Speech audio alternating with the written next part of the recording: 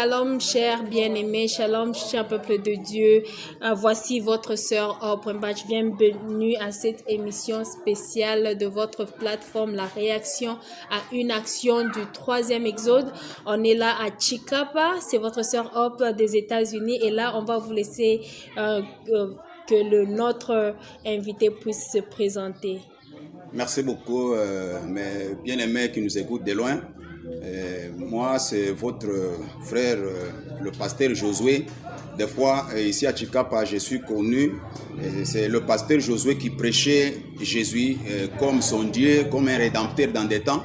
Mais aujourd'hui, par la grâce du Seigneur, nous sommes ici pour vous faire comprendre maintenant qui est réellement le parrain rédempteur. Voilà, voilà un peu ça.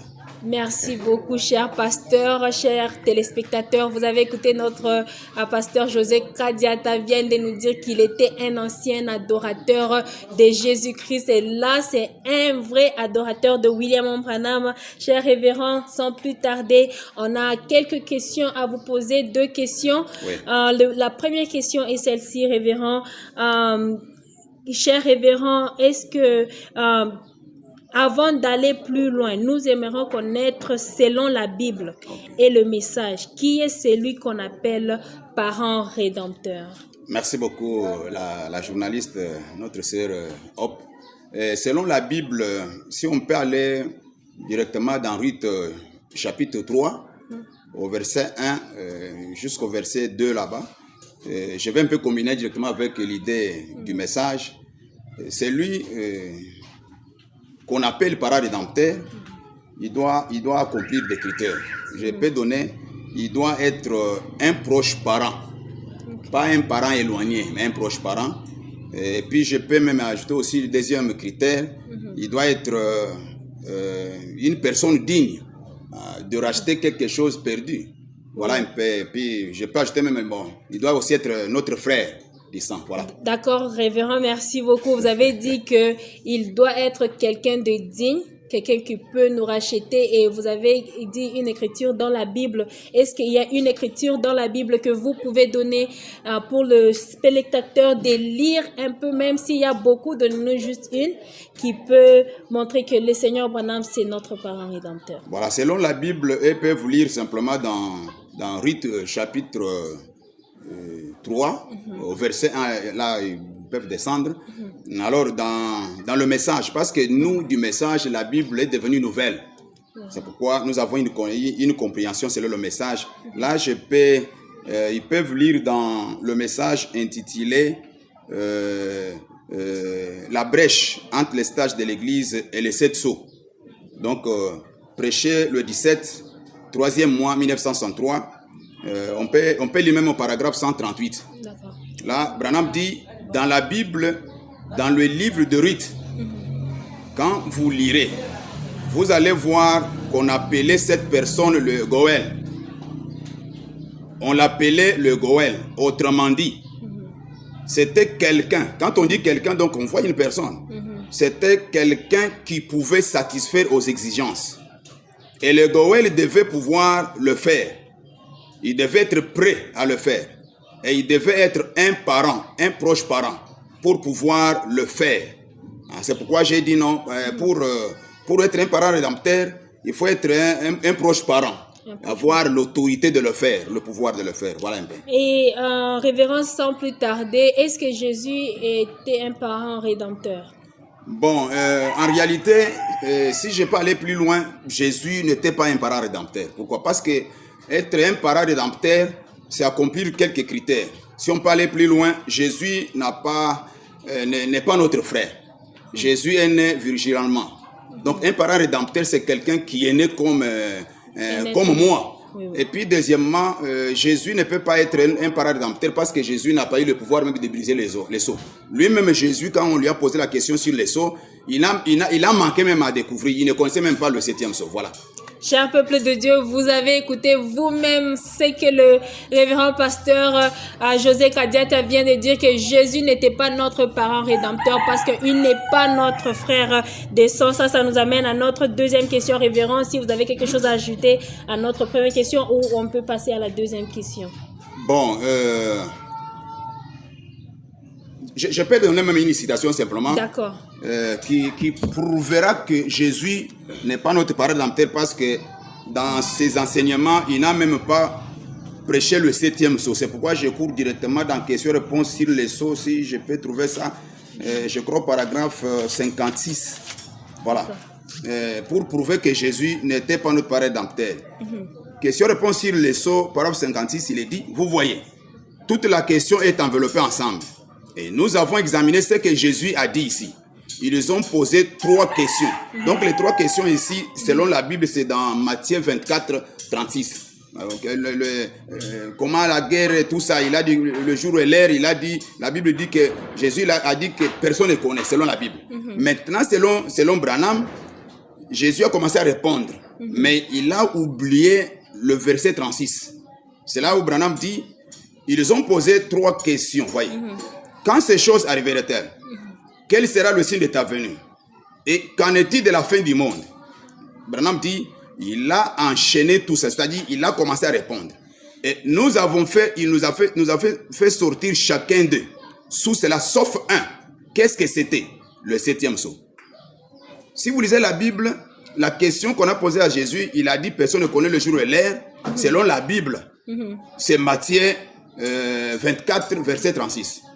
Maintenant, dans la Bible révélée, c'est le 7e sceau. Et Branham dit, pourquoi? Vous savez, ce n'est pas divulgué. Voilà.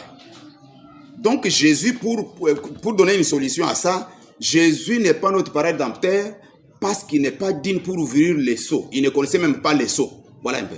Cher peuple de Dieu, notre pasteur vient de nous répondre la première question. Point barre, Jésus ne connaissait pas les sceaux, il n'a pas ouvert les sceaux. Tout le monde sait qui a ouvert le sceau. Ça nous amène à notre deuxième question.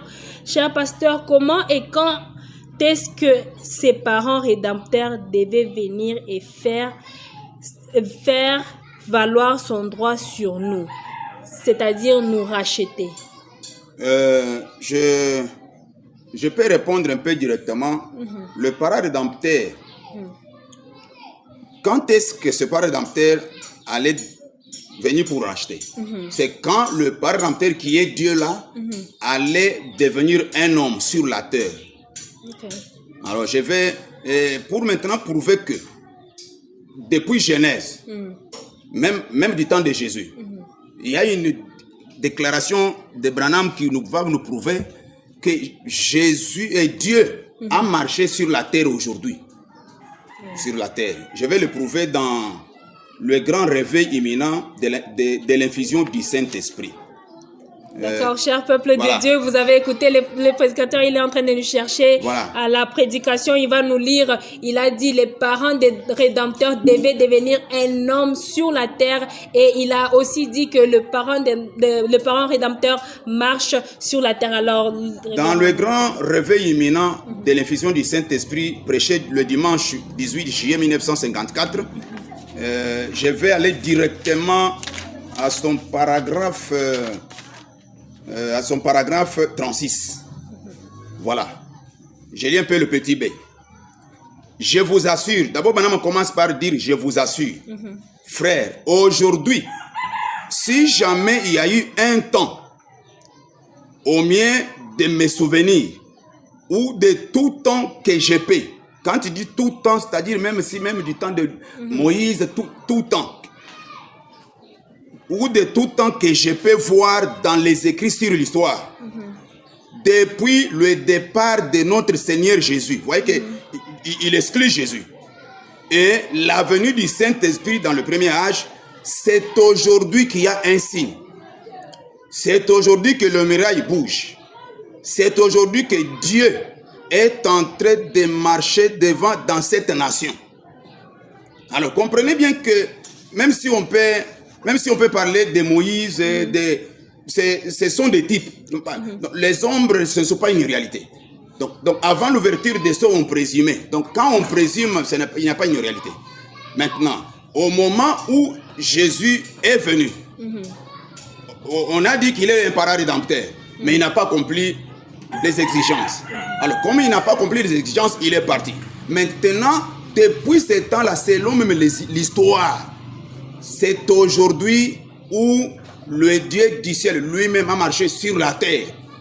Donc là, les affaires de Jésus, on met à côté. Voilà. Chers téléspectateurs, vous avez écouté, notre pasteur vient de nous lire une écriture pour vous montrer que Jésus n'est pas le parent rédempteur et que c'est le Seigneur Branham qui est le parent rédempteur. Et verrons là où vous allez nous éclaircir un peu sur le rachat. Est-ce que vous avez une écriture sur le rachat si le Seigneur Branham nous a rachetés avant qu'on puisse clôturer notre deuxième question? Voilà, je peux lire une écriture pour prouver que c'est Branham qui a racheté. Et avant de lire ça, j'ai lu un peu une écriture. D'accord. Je suis dans le message intitulé « Un son confus prêché le 29 avril 1961 ». J'ai lu au paragraphe 87.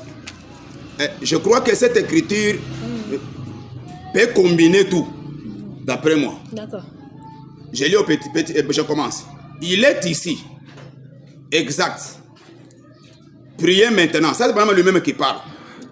Je vous ai dit que dans la Bible, l'ange avait le dos tourné à l'auditoire. Quelqu'un dans cette rangée ici, quelqu'un dans cette rangée par ici, prêt que Dieu fasse quelque chose pour vous. Voyez simplement s'il demeure le même ange de Dieu, ou quelqu'un quelque part, où que ça soit. Maintenant, Branham dit, je vais regarder vers vous, vous les humains. Frère, j'aimerais que vous croyiez. Frère, écoutons maintenant. Ceci est le Christ que vous avez prêché depuis si longtemps. Ceci est la chose pour laquelle vous avez pris position. Vous les hommes. S'il y a un quelconque mérite à attribuer, c'est à vous tous. Vous étiez ici. Quand on dit vous étiez ici, tous les prédicateurs, tous les gens qui m'écoutent, vous qui m'écoutez, vous étiez ici des pentecôtistes, en train de prêcher au coin de la rue, avec des tambourets et des guitares. Alors qu'on s'est moqué de vous, qu'on vous ridiculisait. Vous étiez seulement en train d'aménager une voie pour que je passe facilement. Donc, c'était pour que Branham passe facilement. Maintenant, écoutez. Comment puis-je venir et être autre chose que votre frère? Vous avez prophétisé que ces choses arriveraient. Beaucoup parmi vous. Vous avez entendu parler de cela dans vos réunions. Et je suis ici juste pour accomplir ce que vous avez dit que la parole de Dieu dit. Voyez-vous. Amen. Donc, cette écriture, toutes les promesses, toutes les promesses du rachat, la personne qui nous a racheté, tout cela, c'est Branham qui allait accomplir, parce que c'est lui-même qui a accompli. Même les tam-tams, dans des groupes de prière, on se prétend que peut-être c'est Jésus qui la rachète, mais Jésus n'est pas notre frère. Voilà un peu. Chers téléspectateurs, vous avez écouté notre pasteur, il vient de nous lire l'écriture. L'écriture sera dans le chat box. Et si vous avez des questions, vous avez encore plus de questions ou des doutes sur ce que le pasteur a lu ou a dit, laissez-nous un message. Le pasteur sera en mesure de vous expliquer encore davantage. Là, on arrive à la fin de notre émission. Ce n'était que 2 questions. Cher révérend, vous avez quelque chose à dire avant qu'on puisse clôturer l'émission d'aujourd'hui? Oui, merci beaucoup. Vraiment, j'ai seulement 2 citations que je vais lire pour clôturer. Ce sont des citations qui peuvent parfois aider nos bien-aimés frères pour comprendre que dans le message combattre pour la foi, quand nous avons cru le message, nous avons cru le message pour connaître qui est un parent-rédempteur. Dans combattre pour la foi prêché au mois de 00 février 1956, il y a une citation très clair. Je peux lire même ceci. Au paragraphe 15, il dit beaucoup de gens, je n'ai rien contre les séminaires, les étudiants, les monastères et tout. Mais tout cela, ils ne connaîtront jamais Dieu. Cela consiste uniquement à connaître le catéchisme et autre chose comme cela. Connaître Dieu. Donc le Dieu là qui est le parent rédempteur, c'est connaître la personne. Christ lui-même. Et le connaître, lui, c'est la vie.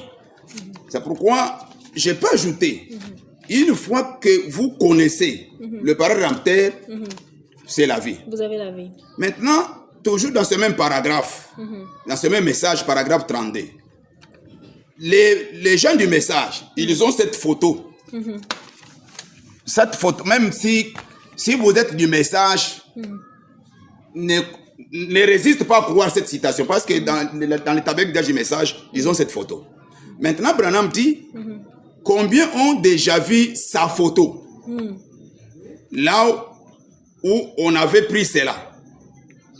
Et elle est à Washington DC, le seul être surnaturel qui ait jamais été photographié. Cela peut être prouvé dans le monde.